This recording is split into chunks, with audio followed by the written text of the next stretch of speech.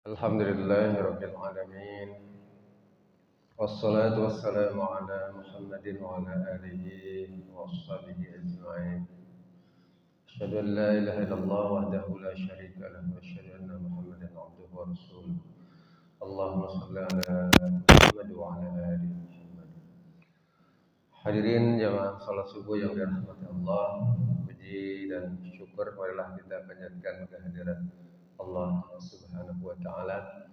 Alhamdulillah atas segala limpahan rahmat serta karunia dari Allah Subhanahu wa taala. Alhamdulillah pada pagi hari ini kita dapat sama-sama hadir untuk melaksanakan ibadah salat subuh berjamaah. Salawat beserta salam semoga dilimpahkan kepada junjungan kita Nabi Agung Nabi Muhammad sallallahu alaihi wasallam. Hadirin jamaah salat subuh yang dirahmati Allah. Pada kesempatan pagi hari ini saya akan melanjutkan hadis ke-19 dari kitab Mukhtarul Ahadits terkait dengan hadis yang diriwayatkan oleh Imam At-Tirmidzi. Ada juga di hadis yang lain dengan matan yang sama atau isi hadis yang sama. Pada kesempatan hari ini kebetulan hadis ini diriwayatkan oleh Imam At-Tirmidzi. Bismillahirrahmanirrahim. Dalam hadis ke-19 Nabi sallallahu alaihi wasallam bersabda, "Ittaqu firasatal mu'min." Kata Nabi, takutlah kalian kepada firasat orang mukmin. Karena kata Nabi, "Fa innahu yanzuru bi nurillah." Karena kata Nabi, sesungguhnya dia melihat dengan cahaya Allah. Jadi firasat orang mukmin itu karena mendapatkan cahaya dari Allah Subhanahu wa taala. Hadis ini sebagian ulama menyampaikan, menurut ulama ahli hadis, ini hadis adalah hadis hasan. Hadis hasan kedudukannya. Hadirin dirahmati Allah, dalam hadis tadi bahwa kita diminta takutlah terhadap firasat orang mukmin, karena orang mukmin itu menyampaikan atau mendapatkan firasat itu karena mendapatkan cahaya dari Allah Subhanahu wa taala. Firasat ini menurut ulama itu dibagi menjadi 3. Yang pertama firasat imaniyah, yaitu orang mendapatkan firasat atau muncul firasat itu karena kuatnya iman seseorang, karena ibadah kepada Allah Subhanahu wa taala, karena kedekatan kepada Allah Subhanahu wa taala. Ada dalam sebuah contoh, misalkan Imam Syafi'i suatu ketika beliau sedang mengajar dalam sebuah majelis, kebetulan jamaahnya itu semuanya laki-laki. Imam Syafi'i ketika mengajar dalam majelis yang kebetulan jamaahnya laki-laki, tiba-tiba datang seorang wanita yang ingin bertanya kepada Imam Syafi'i. Karena majelisnya adalah dihadiri oleh laki-laki, ini yang perempuan mau tanya nggak enak. Karena apa nggak enak? Karena di situ banyak laki-laki. Akhirnya diceritakan itu si wanita melempar buah apel yang warnanya merah kepada Imam Syafi'i. Dilempar itu buah apel dari belakang, ditangkap oleh Imam Syafi'i. Lalu Imam Syafi'i menerima itu apel, lalu apel tersebut dibelah sedikit, lalu dikembalikan kepada wanita tadi. Wanita tadi terus pergi. Jadi bertanya hanya dengan apel saja. Dijawab oleh Imam Syafi'i, apelnya dibelah sedikit, digores sedikit, dikembalikan. Secara umum itu murid-murid Imam Syafi'i bingung. Ini nanya pakai apel, dijawab apelnya dikembalikan lagi. Ini nanya apa? Secara umum Imam Syafi'i langsung tahu bahwa wanita ini mau nanya sesuatu. Lalu dijelaskan, "Wahai Imam Syafi'i, apa gerangan yang ditanyakan oleh wanita tadi, kok bertanya melempar apel yang warnanya merah?" Imam Syafi'i menjawab, wanita tadi ingin bertanya, kalau sudah atau sedang haid, kapan saya boleh sholat? Kapan saya boleh sholat? Sampai kapan saya boleh sholat ketika saya haid? Ya, jadi apel merah dilempar ke Imam Syafi'i mungkin menandakan itu sedang haid. Tapi menunjukkan bahwa firasat Imam Syafi'i ini luar biasa. Hanya dengan kode-kode firasat baik, wanita tersebut paham kalau wanita tadi itu nanya tentang haid. Digores sedikit, menunjukkan bahwa di situ juga ada jawaban. Wanita tadi paham, di situ dijelaskan oleh Imam Syafi'i orang yang boleh sholat setelah haidnya tuntas. Ya, sebagian kulitnya dikupas, nampak putih, menunjukkan bahwa setelah haid baru boleh sholat.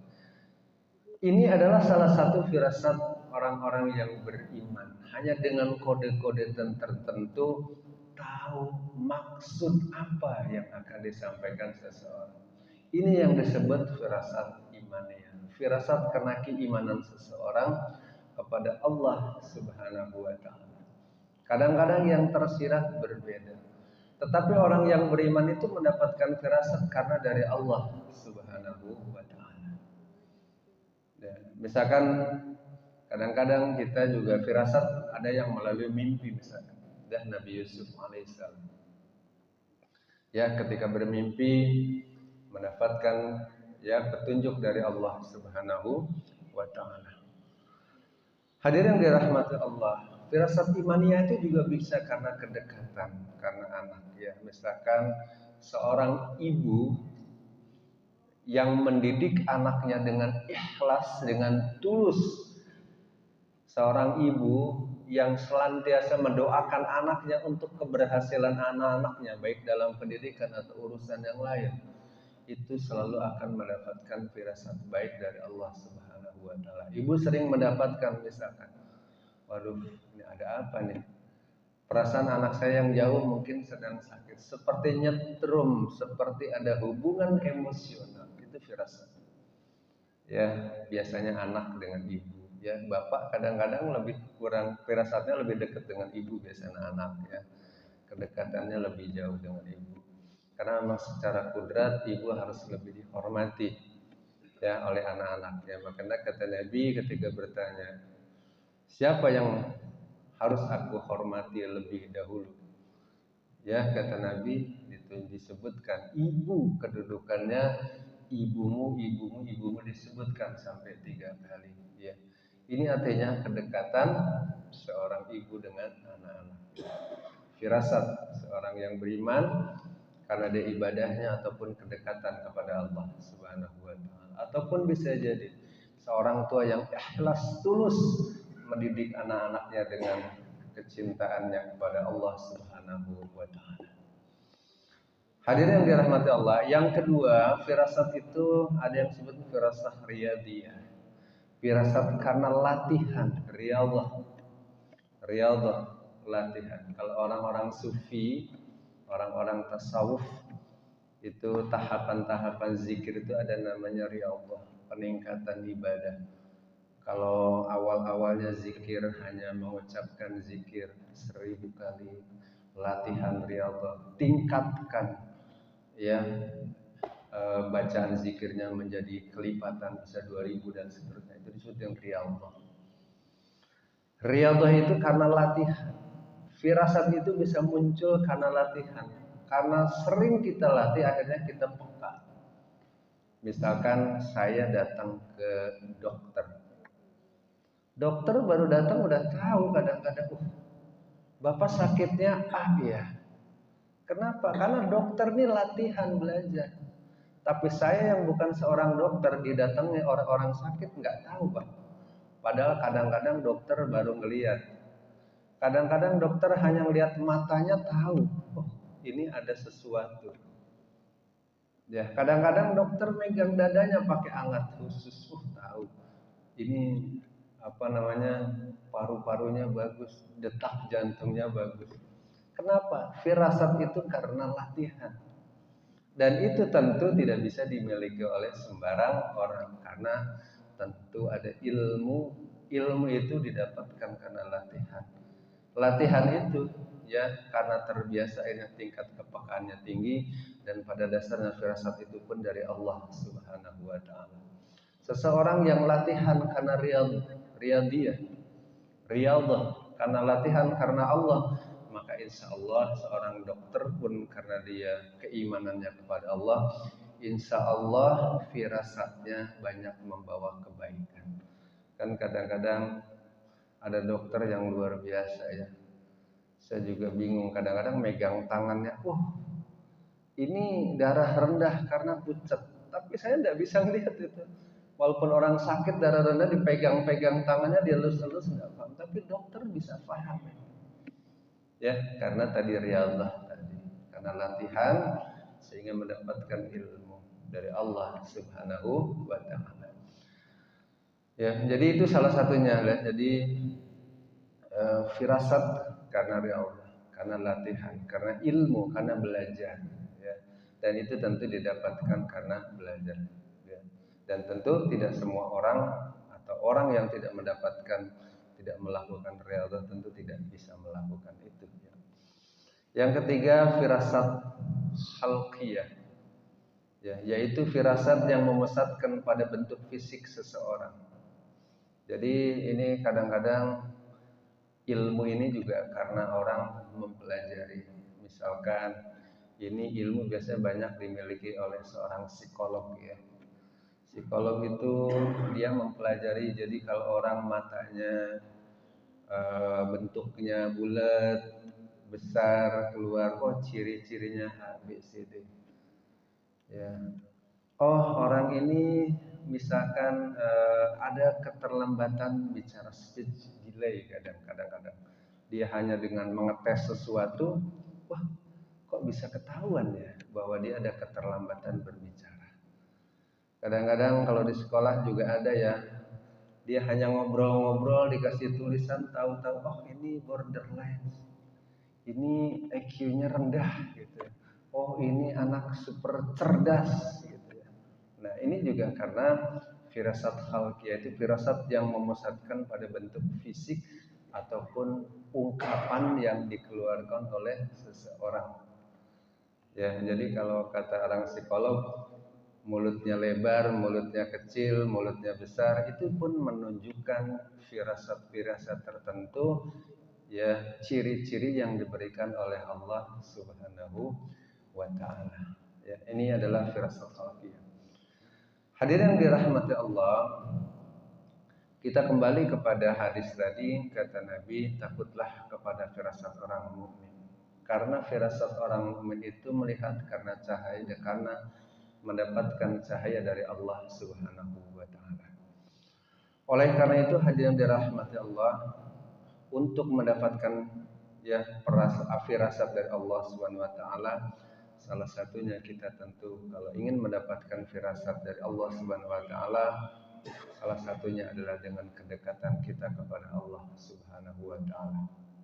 Kalau kita misalkan ada masalah yang kadang-kadang kita rumit, apalagi masalah itu terkait dengan dua pilihan, harus memilih A atau memilih B.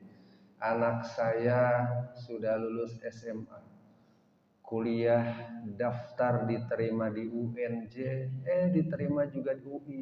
Bingung saya, anak saya juga bingung. Ini ngambil yang mana ini? Orang tua juga bingung. Kalau di sini keuntungannya seperti ini, kalau di sini keuntungannya seperti ini, kalau di sini lebih dekat, tapi biayanya sekian dan sebagainya. Oleh karena itu salah satunya kita memohon kepada Allah, salah satunya ya supaya kita mendapatkan petunjuk dari Allah Subhanahu wa taala, ya tiba-tiba setelah kita sholat memohon petunjuk kepada Allah, insyaallah kita ada ketetapan hati. Ketetapan hati, Allah menunjukkan petunjuk, Allah dilalah begitu kita sudah melakukan sholat misalkan istikharah, kita mendapatkan ketetapan hati, firasat ya dari diri kita kita ingin mengambil tiba-tiba lebih condong kepada pilihan sesuatu atau pilihan salah satu. Hadirin dirahmati Allah, mudah-mudahan ya hadis ini memberikan kepada kita bahwa haruslah kita dalam hadis yang tadi disampaikan, kata Nabi, ittaqu firasatal mu'min, takutlah kalian kepada firasat orang mukmin. Karena sesungguhnya yang dzuru binurillah, karena orang-orang mukmin itu melihat dengan cahaya Allah Subhanahu wa taala. Mudah-mudahan hadis ini juga bermanfaat untuk kita sebagai gambaran bahwa firasat itu terbagi tadi menjadi 3. Bisa karena kedekatan kepada Allah Subhanahu wa taala, karena ibadah kita kepada Allah Subhanahu wa taala, karena keimanan kita kepada Allah Subhanahu wa taala. Mudah-mudahan kita oleh Allah senantiasa diberikan petunjuk firasat-firasat yang baik. Insyaallah karena kedekatan kita kepada Allah Subhanahu wa taala, kita memohon kepada Allah untuk mendapatkan petunjuk firasat yang baik dari Allah Subhanahu wa taala. Amin ya rabbal alamin. Wallahu a'lam bishawab. Kita akhiri dengan membaca doa kafaratul majlis. Bismillahirrahmanirrahim. Subhanakallahumma wa bihamdika asyhadu an la ilaha illa anta astaghfiruka wa atubu ilaik.